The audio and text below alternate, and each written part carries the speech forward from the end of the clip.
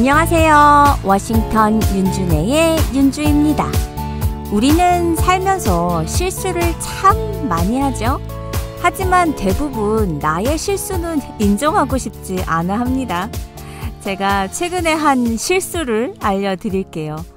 실수 정도가 아니라 저에겐 나름 대형 사고라고 할 수 있어요. 왜냐하면 돈이 관련된 거라서요. 지난주에 운전을 하고 있는데 제가 관리하는 버지니아의 매장에 매니저님께서 전화가 오셨어요. 안녕하세요, 매니저님. 제가 이번 페이를 390불밖에 못 받았는데요. 뭐가 잘못된 것 같아요. 네? 그럴 리가 없는데요. 일단 제가 지금 운전 중이니까 다시 확인해보고 연락드릴게요. 저는요, 일을 할 때 굉장히 철두철미한 스타일이거든요. 제가 맡은 일은 완벽하게 하는 편이고요. 집에서는 모든 걸 대충대충 하는 스타일이어도 일에 관계된 거에서는 대충적으로 한 적이 없었어요. 직원들 페이를 보내는 은행에서 실수를 했거나 아니면 회계사님께서 계산을 잘못하셨나 보다 라고만 생각을 하고 있었죠. 집에 돌아와서 그 전주에 회계사님께 보낸 직원들의 급여 명세서를 확인하고는 으아! 깜짝 놀랐습니다. 헐, 내가 이런 실수를 하다니. 각 매장별로 2주에 한 번 직원들의 급여 명세서를 제가 작성해서 회사의 회계사님께 보내면 회계사님이 각 직원의 주급 금액이 적힌 명세서를 회사 사무실로 보내고 회사에서 직원들의 은행으로 드랙 디파짓이 돼요. 그런데 제가 풀타임의 매니저분 근무하신 시간과 파트타임으로 일하는 직원의 시간을 바꿔서 기록하는 실수를 한 거예요. 풀타임이신 매니저님 일하신 시간을 30시간 이렇게 해놓고 파트타임 직원의 시간을 80시간 이렇게 뒤바꾼 거죠. 돈이 관련된 것이니만큼 보통 페이롤 할 땐 재차 확인하고 2번, 3번 다시 보고 회계사님께 보내는데 도대체가 어떻게 그런 실수를 할 수 있었는지 진짜 머리를 쥐어 박고 싶었어요. 이름이 비슷한 것도 아니고요. 또 매니저님은 항상 풀타임이셨고 직원 아이는 매주 15시간에서 20시간 밖에 안 하는 직원이니 일한 시간이 비슷한 것도 아니고. 근데 큰 문제는 파트타임으로 일하던 직원 애가 이미 그만두었다는 거예요. 그때 나간 주급이 그 아이의 마지막 페이였거든요. 다시 쉽게 설명드리자면 2주 80시간 일했던 매니저님의 주급이 30시간 일한, 그것도 이미 그만둔 직원의 어카운트에 이미 디파짓이 되고 매니저님의 은행으로는 30시간 일한 직원의 페이가 디파짓이 되었던 거죠. 은행이 알아보니 이미 드랙 디파짓 된 건 캔슬이 안 된다고 하고 그만둔 직원 아이에게 계속 연락을 취해봤지만 연락이 되질 않았어요. 제가 물어줘야 하는 상황이 온 거죠. 그래도 뭐 제 실수이니 누구를 탓할 수도 없고 비싼 값 내고 공부하는구나 라고 생각하고 있었어요. 그런데 그날 저녁 직원 아이에게서 전화가 왔습니다. 학교 수업 중이라 늦게까지 전화를 못 받았다고 하면서 설명을 듣고는 얼마를 돌려줘야 하는지 알려주면 바로 돌려보내겠다고 하더라고요. 너무 착한 정직한 직원이죠. 참으로 어이없는 실수를 하고 순간 천국과 지옥을 왔다 갔다 했답니다. 실수라는 단어의 한자를 보면요. 잃을 실, 손수 자거든요.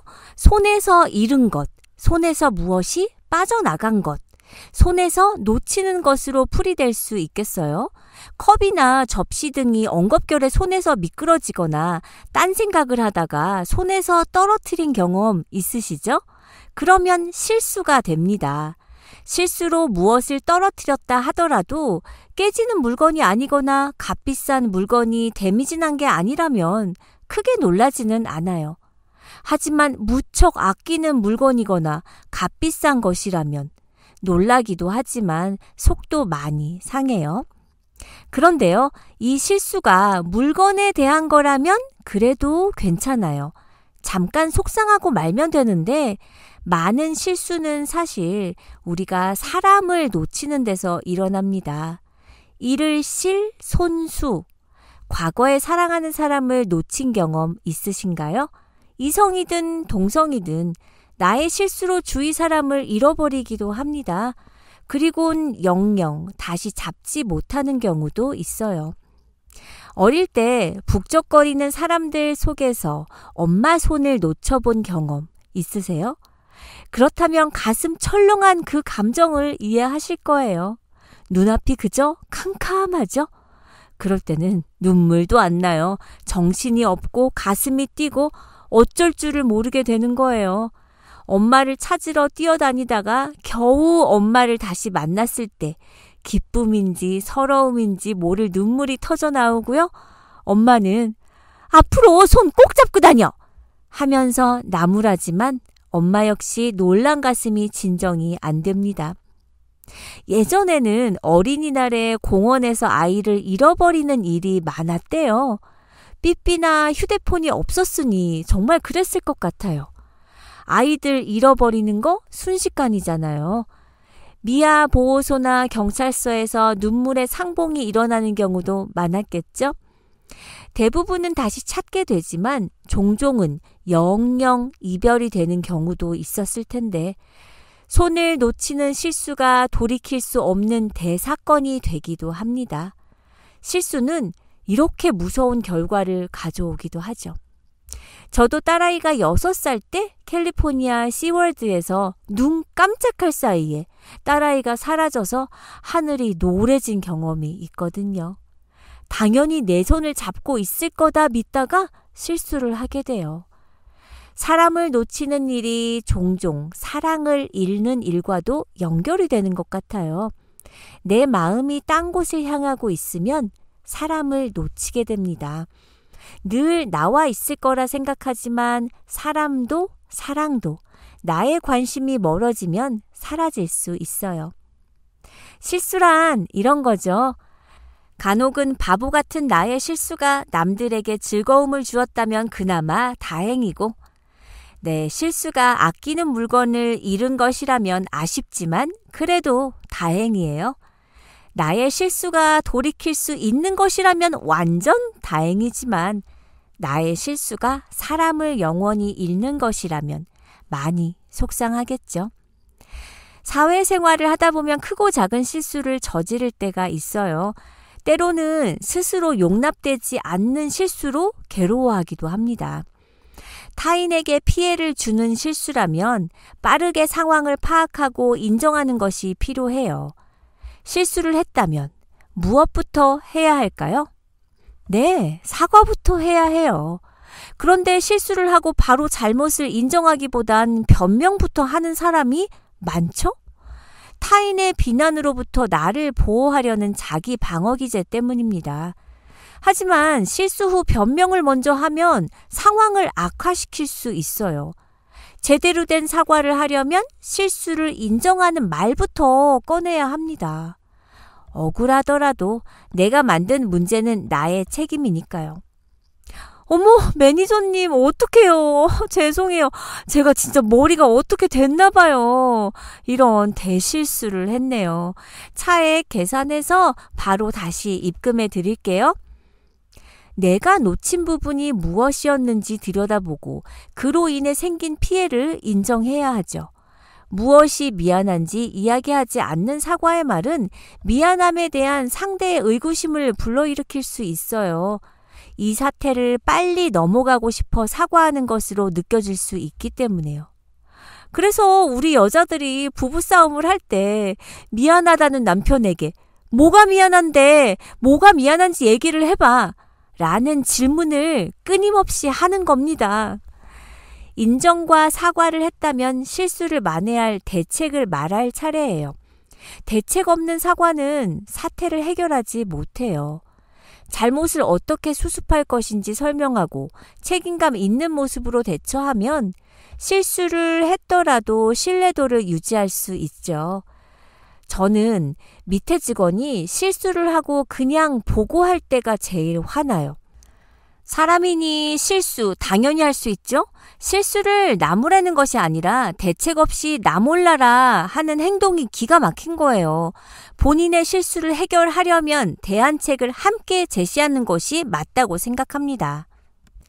하지만 당장 문제 해결이 어렵다거나 너무 당황해서 적절한 대책이 떠오르지 않는 경우 있어요. 이럴 때는 문제 상황을 다른 사람들과 빠르게 공유하는 것이 최우선이에요. 혼자 수습하려고 움켜쥐고 있으면 시간만 흐르고 일이 커질 수 있기 때문에요. 특히 사회 초년생이라면 명심해야 할 부분입니다. 한 단계 더 나아가 최선을 다해 실수를 수습했다면 앞으로 같은 실수를 반복하지 않기 위한 대책을 세운다면 더 좋겠죠? 어느 책에서 한 번의 실수는 실수고, 두 번의 실수는 부주의며, 세 번의 실수는 나태함의 문제라고 했어요. 예전에 아틀란타에 살 때 제가 잠시 온라인 비즈니스를 한 적이 있었어요. 매일매일 우체국으로 소포를 보내야 하는 것들이 5개에서 많게는 15개 정도 있었죠. 보통은 아이를 유치원에 먼저 드랍을 하고 우체국을 가서 우체국 물건을 보내고 다시 UPS로 가서 UPS에 보내야 하는 박스를 드랍하곤 했었어요. 제가 바쁜 날엔 남편이 그 일을 대신해 주었고요. 하루는 보내야 하는 소포들을 남편에게 주면서 박스들을 드랍박스에 드랍해달라고 부탁을 했어요. 그날 저녁, 여보, 소포 우체국하고 UPS에 따로 2군데로 나눠서 다 드랍한 거지? 우체국에 다 드랍했는데. 근데 UPS? UPS 박스도 2개 있었는데 못 봤어? 뭐야, 우체국에 다 갖다 준 거야? UPS도 가야 한다고 말 안 했잖아. 항상 2군데 다 간다는 거 알고 있잖아. 전부 다 우체국 박스 거였으면 내가 미리 말을 해줬겠지. 그래도 오랜만에 가는 건데 말을 해줬어야지. 말을 해야 알아? 한두 번 심부름해? 그럼 심부름 가는 사람이 다시 물어보든가 재차 확인을 하던가. 서로 너 실수네 네 실수네 주거니 받거니 싸우다 뭐 백날 싸워야 뭐 하겠습니까? 실수를 수습하는 게 먼저지요. 우체국에 전화를 했더니 안 받길래 시간을 보니 이미 6시가 넘었더라고요. 소포를 드랍할 때 한 번씩은 박스를 잘 살펴야 하는 게 정상 아닌가요? 테이핑은 잘 되었는지, 주소는 이상한 게 없는지 등등요. 제가 하는 온라인 일이긴 했어도 우리의 밥줄이었는데 우체국과 UPS 2군데 다 가야 한다고 말을 안 해준 저의 실수인가요? 참 그날 그렇게 남편과 싸우곤 거의 일주일을 입을 닫고 지냈었다니까요. 저도 진짜 똥꼬집 하는데 정말이지 제 실수라고는 도저히 인정할 수가 없었어요. 그런데 지금 돌이켜 생각해보면 둘 다의 실수가 있죠. 프랑스의 소설가 로망 롤랑은 아무런 실수도 저지르지 않는 사람은 아무 일도 하지 않는 사람이다 라고 실수에 대해 너그러운 태도를 보였어요. 하지만 대부분의 사람들은 최선을 다하면서도 자칫 실수를 해서 제대로 해내지 못할까 두려움에 떨곤 합니다.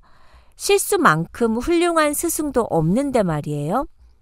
제 주위 분 중에 한 분이 실수가 별로 없으신 듯 언뜻 보면 완벽해 보이시는 분이 있는데 그분 말씀이 본인은 실수를 할까봐 아예 처음부터 안 해버린다고 하시더라고요. 어릴 때도 일 크게 만든다고 늘 부모님에게 혼나고 그랬어. 그러면서 더 소심해지는 것 같고 그렇게 미국 살면서 이제 아는 사람 없이 살다 보니 더 심해지는 것 같아. 실수를 하든 아님 완벽하게 못해서 누구한테 싫은 소리를 듣거나 안 좋은 평가를 받는 걸 내가 많이 두려워하거든. 그런 말들이 큰 상처로 여겨지다 보니 더 실수를 많이 하게 되는 거야. 남들보다 2배, 3배 확인하고 체크해도 늘 어딘가 문제가 자꾸 나오고, 그래서 스트레스 받을 만한 환경은 다 차단하는 편이라 좀 삶이 답답해. 이분이 실수를 안 하기 위해 안 하는 것들로는 인간관계 넓히지 않기, 운전 많이 할 일 없애기, 돈 적게 벌고 적게 쓰기, SNS 안 하기 등등이 있어요. 저는 이런 이분이 너무 안 돼 보였어요. 실수 좀 하면 어때서 실수를 이토록 두려워할까요? 어떤 일이든 잘 해내지 못할까 봐 미리 실수를 두려워하시나요? 정신의학자 셀던콥은 우리는 자신에게 실수를 하고 때로는 바보 같은 짓을 하도록 기꺼이 허락해야 한다 라고 말했어요. 실수를 하면 누구나 부끄럽고 당황하기 마련이죠. 하지만 우리가 살아가는 한 실수를 피할 수는 없어요. 그러니 실수를 했다고 불안해하거나 걱정하지 말고 마음을 편히 먹어야 합니다. 어차피 실수한 거 다음에 같은 실수를 안 하도록 조심하면 되는 거죠? 실수에 관한 정말 좋은 명언들이 참 많은데요. 또 이런 말도 있죠. 경험은 실수를 거듭해야만 서서히 쌓이게 된다. 핸드폰을 집에 두고 출근하는 실수를 20번이나 한 후에야 비로소 같은 실수를 더 이상 하지 않게 된 사람도 있어요. 어떻게 그 실수를 더 이상 하지 않게 되었을까요? 현관에서 신발을 신기 전 핸드폰은 어디 있지? 하고 스스로에게 물어보는 습관을 들인 것이죠. 제가 한 번은 가게에 10시에 오픈을 해야 하는 직원이 아침에 전화가 왔어요. 가게에 오픈을 하려고 도착해서 보니 가게 키가 없다는 거예요. 그래서 제가 얼른 몰 오피스에 전화를 하고 제가 가서 1시간 후가 되어서야 매장이 오픈될 수 있었어요. 어쩌다가 키를 잃어버렸어요. 잃어버린 게 아니고 가방을 바꿔서 들고 오면서 다른 가방 안에 키가 있던 것 같아요. 죄송해요. 그런 실수는 누구라도 할 수 있어요. 다만 다음부턴 이런 일이 없게 조심해 주세요. 그날 오후 직원들의 주급을 계산해야 해서 타임클락이 찍힌 페이지를 열었는데 글쎄 아침에 키를 잃어버려서 늦게 오픈을 한 직원이 본인이 온 시간을 10시로 고쳐놓은 거예요. 10시에 가게를 오기는 했지만 본인의 실수로 10시에 가게가 오픈되지 못했고 가게는 제가 오고 나서야 11시에 오픈이 되었는데 본인은 10시부터 일한 것으로 고쳐놨다는 게 괘씸하더라고요. 그래서 불러서 얘기를 했죠. 본인의 실수로 1시간을 낭비한 것에 대해 왜 사장님이 1시간을 직원에게 페이해야 하냐고 물었더니 본인은 10시에 왔으니 온 시간으로만 고쳐놓은 것뿐이라고 말도 안 되는 얘기를 하는 거예요. 또 그 얼마 전엔 가게에 파이어 인스펙션이 온다고 해서 스탁룸을 청소한다고 큰 쓰레기들을 가게 뒷문 밖에 놔두고 그 직원이 스탁룸을 청소했거든요. 청소 후에 밖에 내다 놓은 버릴 물건들을 까맣게 잊어버리고 그대로 방치를 해둔 거죠. 쇼핑몰의 세입자는 뒷문으로 향하는 통로를 항상 깨끗하게 해놔야지 쓰레기나 부서진 가구들 또 이런 잡동사니 물건들을 3일 이상 놔둘 경우 몰에서부터 경고와 벌금을 물게 되어 있어요. 그로부터 일주일 후에 가게로 티켓이 날라왔고 직원에게 잘못을 묻자 본인의 실수에 대해서는 전혀 인정을 안 하고 자신은 청소하다가 그랬다며 오히려 억울하다고 말을 하는 거예요. 청소를 하는 과정에서 일어난 실수이니 본인이 인정하고 사과했으면 그냥 넘어갔을 문제임에도 끝까지 본인은 티켓에 대한 어떤 책임도 질 수가 없다라고 못을 박으니 온갖 정내미가 떨어지더라고요. 저는 처음부터 티켓에 대한 책임을 물을 생각은 없었거든요. 누구나 실수할 수 있지만 유독 실수를 인정하지 않으려는 사람들이 있는데 이는 더 큰 실수를 하고 있는 겁니다. 실수는 사람을 방어적으로 만들어요. 방어적인 사람은 부정적으로 변하고요.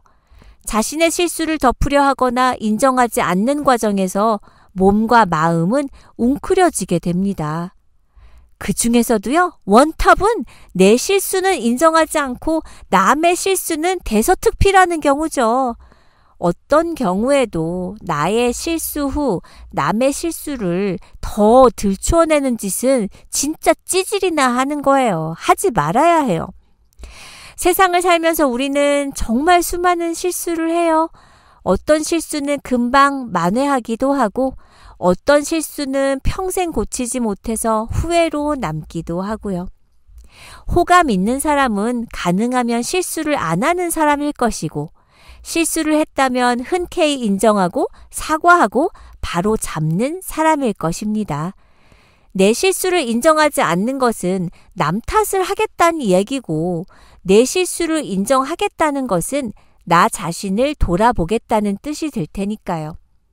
차라리 후련한 마음과 여러 사람들로부터 받는 호감은 덤이니 혹시라도 실수를 했을 때 쿨하게 실수를 인정해 보시길 바랍니다.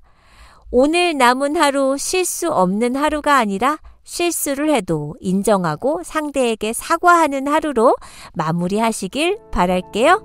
워싱턴 윤준의 여기서 마치고요. 우리는 다음 시간에 만나요.